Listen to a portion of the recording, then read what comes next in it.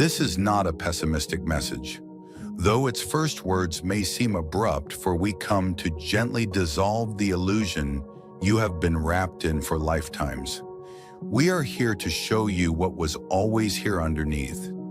You have been dreaming yourself to be a single solid body moving through a narrow corridor of time, believing that your identity must remain fixed, confined within definitions and stories handed down to you by generations who also forgot.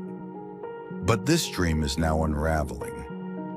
God did not create the three-dimensional world you know, see, experience, and have believed to be reality.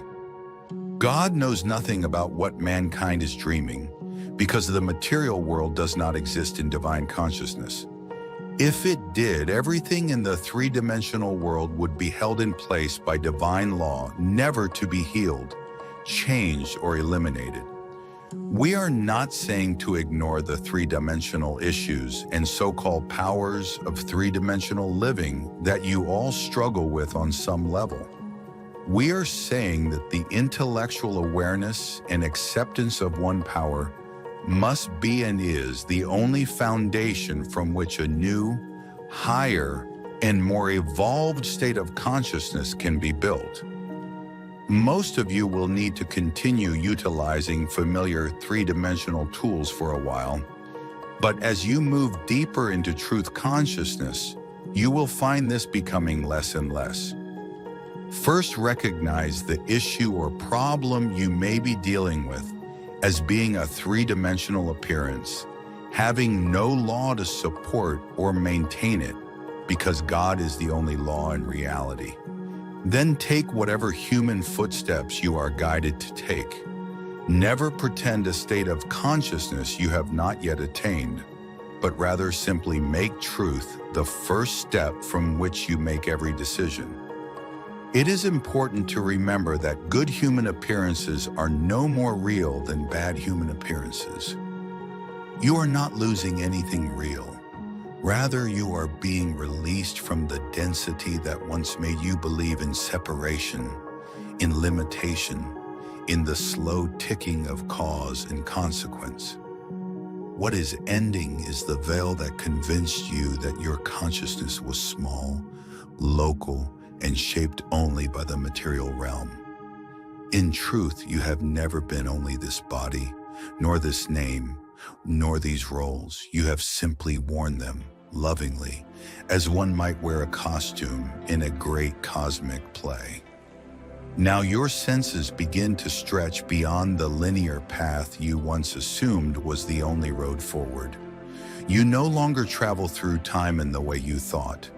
Instead, you start to notice that timelines curve and braid around you, that the future is not ahead, but gently pressing in from all directions, responding to the frequency you hold in your heart. Past experiences begin to shimmer as living invitations to rewrite, reweave, and reawaken. You begin to see how every moment is a portal, how memory is not a prison of what was, but a luminous code capable of becoming anything when touched with awareness. Your multidimensionality does not arrive all at once in flashes of overwhelming knowing. It rises slowly, like light filling the spaces between thoughts, like color returning to something long faded. Spending a few minutes each day in meditation, or reading a bit of spiritual literature, and then going back to living solely from three-dimensional concepts and beliefs is not going to shift you into the new energies.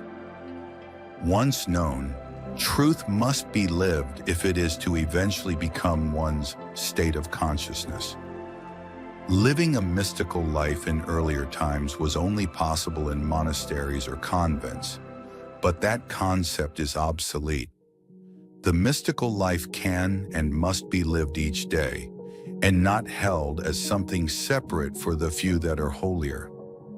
The mystical life consists of acknowledging every person to be a divine being, in spite of any outer appearances, knowing that God is the driver of every vehicle, and recognizing that the reality underlying all business is love and gratitude.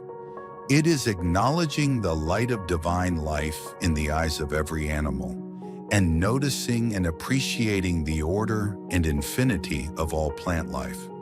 Hold truth secretly and sacredly in your heart as you go about what may seem to be ordinary work, play, or tasks.